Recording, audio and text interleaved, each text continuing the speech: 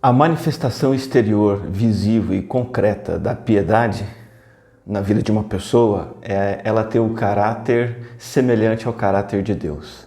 Então, se você quiser desenvolver e ter na sua vida um caráter piedoso, uma vida voltada para Deus, você precisa aprender na Bíblia o que é o próprio Deus, qual é o seu caráter e como ter um caráter semelhante ao de Deus. E ser semelhante a Deus no seu caráter, acima de tudo, é ser uma pessoa santa, como Ele é. 1 Pedro 1 diz: mas, assim como é santo aquele que o chamou, sejam santos vocês também em tudo o que fizerem, pois está escrito: sejam santos porque eu sou santo. Então, qualquer cristão que não esteja buscando intensamente, com disposição, com muita vontade, que não estiver buscando a santidade em todos os aspectos da sua vida, ela está desmentindo o propósito de Deus em salvá-lo e a razão pela qual ele é o filho, uma filha de Deus. Então nós vemos aqui a importância da santidade. Ela não é uma opção. O caráter santo de Deus precisa ser reproduzido na vida de todos que creem nele. Eu queria desenvolver com você aqui 3 aspectos da santidade. E o primeiro deles é o significado da santidade. Vamos entender o que significa ser santo. 1 João 1,5 diz assim: essa é a mensagem que dele ouvimos e transmitimos a vocês. Deus é luz e nele não há treva alguma. Vamos entender e personificar o conceito de Deus como sendo luz. O que significa isso, Deus ser luz? Tem 2 aspectos. Primeiro, Deus é luz no sentido de que Deus se revela e de que Ele nos salva, ou seja, Ele é a nossa luz, Ele vem ao nosso encontro, Ele vem dissipar as trevas da nossa vida, Ele vem nos salvar. Mas há um segundo aspecto de Deus ser luz, que é o aspecto da santidade. Luz no sentido de absoluta perfeição de Deus, total ausência de qualquer mancha no seu caráter, total ausência do pecado. Então, luz é a santidade divina, ela é absoluta. Deus não é 99,95% puro, Ele é 100% puro, Ele é infinitamente perfeito e não há sequer o mais leve grau de pecado manchando o caráter de Deus. Então, é isso que significa santidade. De uma maneira simples, a definição melhor é estar sem pecado. Hebreus 4,15 diz que Jesus foi alguém que, como nós, passou por todo tipo de tentação, porém sem pecado algum. E aí João vem e escreve em sua carta que nós também não podemos e não devemos pecar. 1 João 2,1 diz: meus filhinhos, escrevo a vocês essas coisas para que vocês não pequem. Perceba que o apóstolo diz aqui para nós, é para não pecar. Ele não diz não pecar muito. Ele também não fala para pecar mais ou menos. Ele fala para não pecar de maneira alguma. Por quê? Porque todo e qualquer pecado é uma afronta à autoridade de Deus. Qualquer pecado que seja pouco, pequeno, é um desrespeito à lei de Deus, é um repúdio ao amor de Deus. Então todo pensamento, olhar, falar e agir, seja para com coisas, seja para com pessoas, precisa estar subordinado ao perfeito padrão de santidade. É isso que a Bíblia diz quando nós devemos viver com toda pureza. Nós devemos viver com 0 pecado na nossa vida. E esse é o significado da santidade, a ausência do pecado, da mancha do pecado, da impureza do pecado. Em segundo lugar, eu quero que você entenda que a santidade é um desafio. Um desafio em que sentido? No sentido de que todos nós falhamos nessa busca. O próprio apóstolo João, que disse que nós não devemos pecar, ele escreveu a sua carta para que não pecássemos. Ele também diz: se afirmamos que estamos sem pecado, enganamos a nós mesmos e a verdade não está em nós. Ou seja, não há ninguém que possa dizer que não tem pecado além de Deus. Nós temos dentro de nós uma natureza pecaminosa. Nós vivemos num mundo quebrado e vivemos sob a influência de um diabo, de um Satanás que sabe nos derrubar, sabe nos seduzir. Ele é expert nisso. A tentação ronda por todos os lados. A nossa velha natureza se rende a essa tentação. Os desejos no nosso coração são pecaminosos. Deixa eu falar de maneira específica com você sobre isso, porque Paulo ele exorta os crentes a uma vida de santidade e ele diz, não vivam como os descrentes. Efésios 4 fala assim, assim eu lhes digo com a autoridade do Senhor, não vivam mais como gentios, levados por pensamentos vazios e inúteis. E quando ele fala sobre isso, não viver como os incrédulos, com pensamentos vazios e inúteis, ele se refere ao padrão moral em 3 áreas. Lá ele fala, por exemplo, sobre a honestidade. Paulo fala assim, se recusem a mentir, não furtem, não enganem de qualquer maneira. Ele também fala, em segundo lugar, sobre uma índole de paz, uma pacificidade.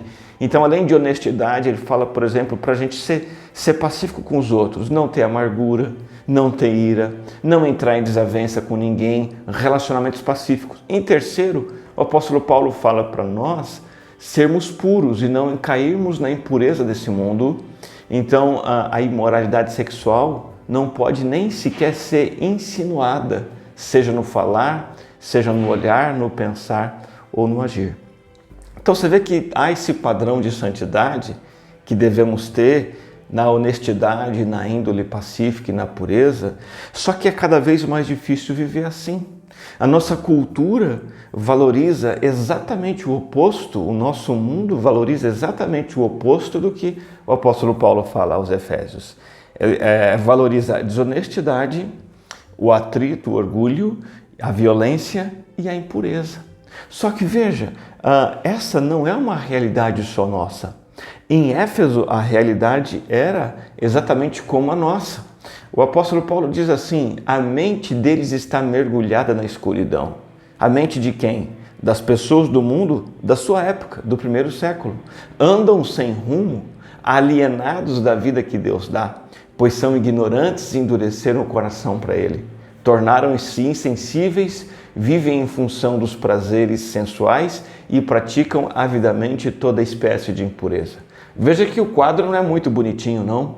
É uma impiedade grosseira, um contexto pecaminoso, sujo, corrompido, e no meio dessa realidade, o apóstolo Paulo mantém o desafio de nos livrarmos desses traços pecaminosos e nos revestirmos dos traços de justiça e santidade. Efésios 4 fala assim, uma vez que vocês ouviram falar de Jesus e foram ensinados sobre a verdade que vem dele, livrem-se de sua antiga maneira de viver sua natureza, o seu velho modo de vida, corrompido pelos desejos impuros e pelo engano. Deixem que o Espírito renove seus pensamentos e atitudes e revistam-se de sua nova natureza, criada para ser verdadeiramente justa e santa, como Deus. Então, Deus não espera menos de nossa parte hoje em dia do que Ele esperava dos Efésios do primeiro século. A responsabilidade de buscar a santidade, mesmo que seja um desafio, ela é tão grande hoje quanto era no início da era cristã. E nós jamais vamos atingir esse alvo. Mesmo assim, esse é o nosso desafio, é o nosso objetivo supremo. Precisa ser o desejo ardente do nosso esforço e da nossa oração. O terceiro tema sobre santidade que eu quero desenvolver com você é a sua busca. Então nós já falamos sobre o significado da santidade, o desafio da santidade. Eu quero que você pense como buscar a santidade. Eu quero dividir com você alguns elementos essenciais. E eu tenho certeza que esses elementos vão tornar você santo. Você quer ser uma pessoa santa? Você quer se tornar uma pessoa que tem santidade? Esses elementos vão fazer com que você seja santo, seja uma pessoa santa. O primeiro elemento é a convicção da verdade bíblica. Convicção da verdade bíblica. Texto muito conhecido de Romanos 12 diz, não imitem o comportamento e os costumes deste mundo, mas deixem que Deus os transforme por meio de uma mudança em seu modo de pensar, a fim de que experimentem a boa, agradável e perfeita vontade de Deus para vocês. Convicção da verdade bíblica. Do que a gente está falando aqui? Quando você lê as Escrituras, a Bíblia Sagrada, em espírito de oração, e você começa a entender qual é a vontade de Deus para a sua conduta, para o seu caráter, qual é o padrão de santidade de Deus. O que é que vai acontecer? O Espírito Santo vai aplicando a palavra em áreas específicas da sua vida. E à medida que você obedece aos impulsos do Espírito, você forma convicções baseadas na Bíblia. E essas convicções vão ser o arroz com feijão, o sustento, a nutrição para você ser uma pessoa santa. Então, cada dia, cada semana, mês após mês, ano após ano, em que você se exercita na santidade com convicções pessoais firmadas na palavra, o Espírito Santo vai cada vez mais renovando sua mente, dando compreensão que vai ser cada vez maior dessa palavra e junto disso o poder para você ser cada vez mais convicto do que é a vontade de Deus e ter certeza na maneira como você deve viver. Sem essas convicções que estão na Bíblia, que vão penetrar sua mente, sem essas convicções que o Espírito Santo desenvolve, facilmente você se torna presa de conhecimentos e convicções humanos que são corrompidos, ideias humanas que são falíveis. Por exemplo, você vai apenas se limitar a algumas regras, uma lista de regras legalista, e você não vai desenvolver o caráter cristão porque a palavra não vai impregnar em você. Ou, por outro lado, você vai desenvolver uma permissividade, ou seja, você vai ser cada vez mais aberto a falsos padrões, cada vez mais aberto a seduções, vai aceitar cada vez mais as coisas erradas. Por quê? Porque você não está desenvolvendo convicção no teu coração e na tua mente, e aí você vai ser arrastado pelos valores e costumes do mundo. Então esse é o caminho seguro, permitir que o Espírito Santo consolide em você convicções por meio da palavra. Deixa eu colocar uma ilustração para melhorar o entendimento desse tópico. Conta-se que num mosteiro cristão, um discípulo estava lá meio cético e começou a questionar se realmente tinha que ler a Bíblia e memorizar a Bíblia. E a razão era essa. Ele achava que não valia a pena porque ele esquecia tudo que ele decorava. Ele decorava um versículo e logo em seguida esquecia. Decorava uma passagem da Bíblia e depois esquecia. E ele questionou o seu mestre quanto a isso. E o seu mestre deu para ele uma ordem bem estranha. Ele disse o seguinte: meu discípulo, pegue aquele cesto sujo, aquele cesto feito de junco, desça os degraus do mosteiro até o riacho, encha o cesto e suba de volta com ele cheio. E o seguidor, o discípulo, estranhou a ordem, mas fez aquilo. Desceu 100 degraus do mosteiro, foi até o riacho, encheu o riacho e começou a subir. Mas a água foi vazando pelos orifícios do cesto de junco, de modo que quando ele chegou lá em cima, o cesto estava vazio. O mestre olhou para ele e disse o seguinte: qual é a lição que você aprendeu? E o discípulo respondeu assim, meio com sarcasmo, né? Eu aprendi que um cesto de junco não segura água. E aí o mestre disse: repita a ação. E ele repetiu a ação novamente. E novamente ele sempre respondia a mesma coisa: eu aprendi que o cesto de junco não segura água. Na 10ª vez, exausto de descer e subir aqueles 100 degraus e tentar chegar lá em cima com o cesto cheio de água, mas o cesto estava vazio, o mestre perguntou para ele: que lição que você aprendeu? E aí ele olhou para o cesto e ele viu algo diferente. E ele disse assim: mestre, eu entendi, o cesto agora está limpo. E então ele compreendeu o que é que a palavra faz em nossas vidas, mesmo que a gente ache que a gente não guarda, não memoriza. A palavra de Deus, ela tem o poder de ir nos limpando do pecado. Então a primeira coisa que vai fazer você ser uma pessoa santa é você desenvolver convicções da verdade bíblica. A palavra de Deus vai limpando as suas opiniões, suas ideias, suas práticas pecaminosas. O segundo elemento central na busca pela santidade é o compromisso com a obediência. É você fazer um propósito de viver em santidade, viver segundo a palavra de Deus. Primeiramente, um compromisso com a santidade como um meio de vida total. É você fazer o mesmo compromisso que o salmista fez no Salmo 119:5. Quem dera fossem firmados os meus caminhos na obediência aos teus decretos. O que está acontecendo aqui? Ele está expressando o desejo e a decisão séria e intensa de que as ações dele fossem de acordo com os decretos de Deus. Ele faz um compromisso de obediência que você também precisa fazer. O salmista deseja que os passos dele sejam firmes em obedecer os preceitos de Deus. Então, é preciso sentir que a santidade é tão importante para Deus que ela merece atenção número 1 na minha vida. O pecado é grave, o pecado é feio, e não apenas por causa do seu efeito sobre mim, de estragar minha vida, ou porque o pecado estraga o meu relacionamento com o próximo. Principalmente porque o pecado é uma afronta à majestade e à santidade de Deus soberano.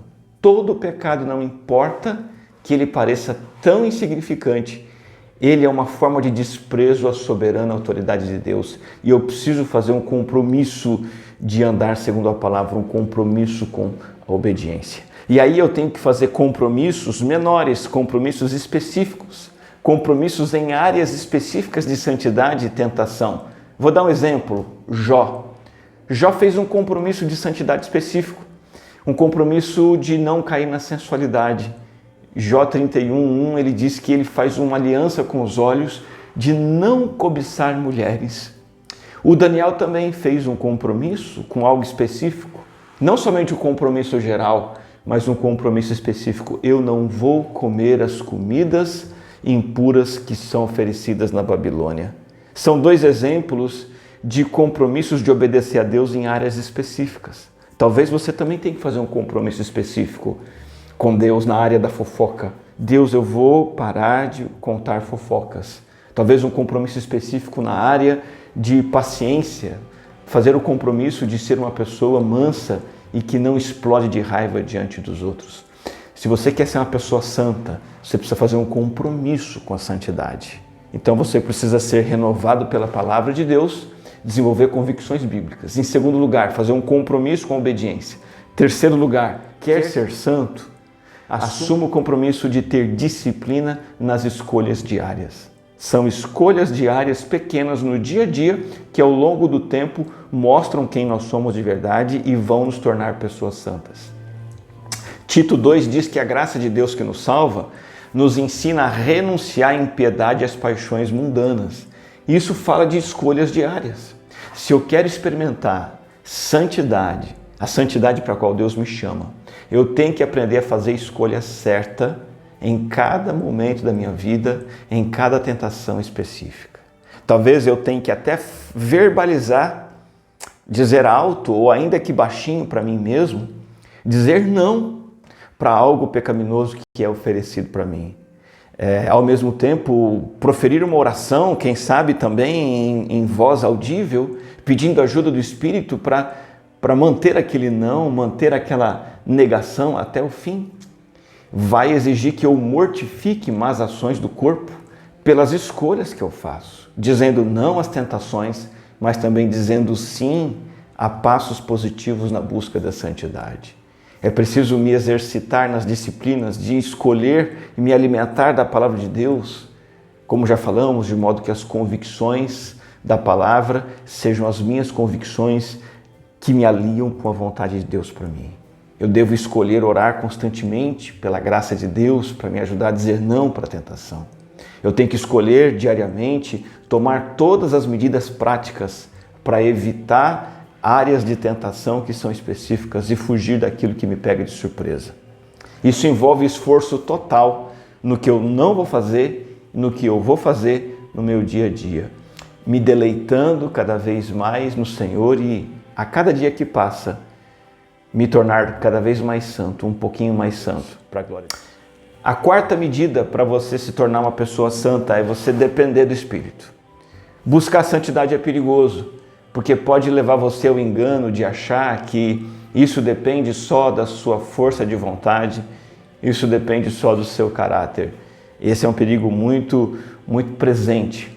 Então, o salmista vai reconhecer a sua total dependência de Deus quando ele busca a transformação interior. Por isso que ele vai orar assim, Salmo 119, inclina o meu coração para os teus estatutos e não para a ganância. Ele pede a ajuda de Deus. No verso 37 ele diz, desvia os meus olhos das coisas inúteis, faze-me viver nos caminhos que traçaste. Então há essa dependência de Deus para ser santo, para ser puro, para ser correto. Você não consegue fazer isso sozinho. Ao mesmo tempo, você e eu somos pessoalmente responsáveis, mas também totalmente dependentes do desenvolvimento da santidade. Você não pode mudar o seu próprio coração sozinho, mas você é responsável por mudar o seu coração.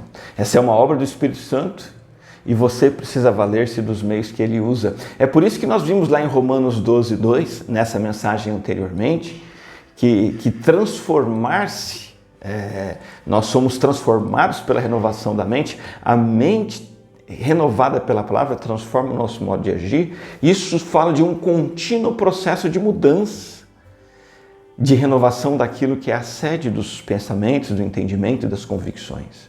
A renovação total de valores e desejos, que é uma obra do Espírito Santo, que vai me transformar mais e mais à semelhança do Senhor. Veja, até mesmo uma pessoa que não é crente, que não tem Jesus, ela pode mudar ações pontuais na sua vida, mas só o Espírito Santo pode nos transformar de dentro para fora, a partir do nosso íntimo, e nos dar novos valores e novos desejos por meio da palavra. A quinta e última medida que você precisa tomar para ser santo é desenvolver uma motivação centrada em Deus, desenvolver um desejo voltado para Deus. Salmo 19 diz que as palavras da minha boca e a meditação do meu coração sejam agradáveis a Ti, Senhor, minha rocha e meu resgatador. Eu não sei se acontece com você, acontece comigo. Muitas vezes quando eu peco, a primeira tendência minha é ficar aborrecido comigo mesmo. Ficar mais aborrecido com o rebaixamento da minha autoestima, ficar preocupado com o que os outros vão achar, ficar triste comigo mesmo, ao invés de ficar triste por ter desonrado a Deus. Então, por exemplo, quando eu perco o autocontrole, me irrito e brigo, eu me aborreço comigo mesmo. Eu me aborreço porque eu ofendi alguém, um familiar meu, um amigo. Eu fico derrubado, destruído porque esse mau hábito me derrubou de novo. É o desapontamento de ter fracassado. E talvez com você seja assim também.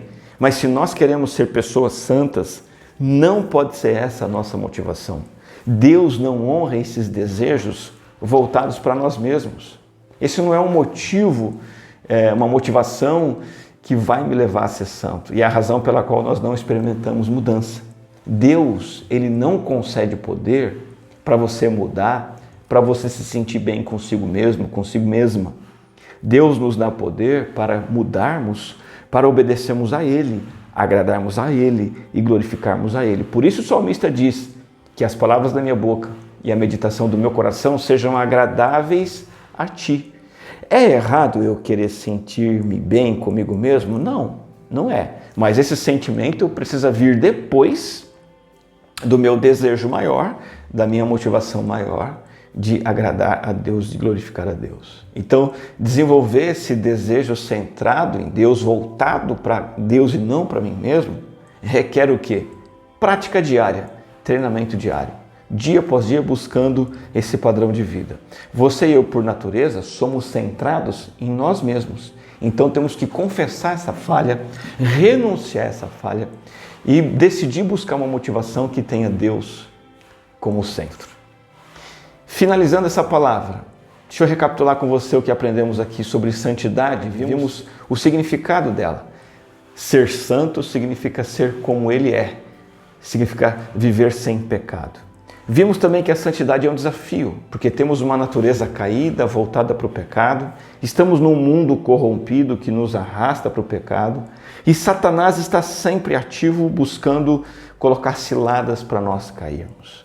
E diante desse desafio, nós temos o dever de buscar a santidade e a certeza de que, se seguir esses padrões, esses métodos, nós seremos santos. Em primeiro lugar, desenvolver convicções da vontade de Deus no nosso coração. Convicções bíblicas, certeza daquilo que Deus quer para nós. Segundo, fazer um compromisso com a obediência, uma aliança com a obediência. Terceiro, desenvolver a disciplina diária, fazer escolhas certas, recusar coisas erradas e abraçar as coisas corretas dia após dia. Em quarto lugar, fazer isso na dependência do Espírito Santo.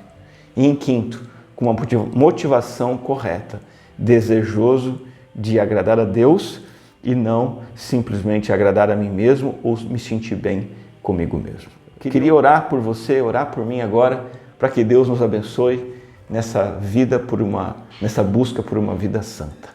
Senhor, Obrigado por nos chamar para sermos santos como Tu és.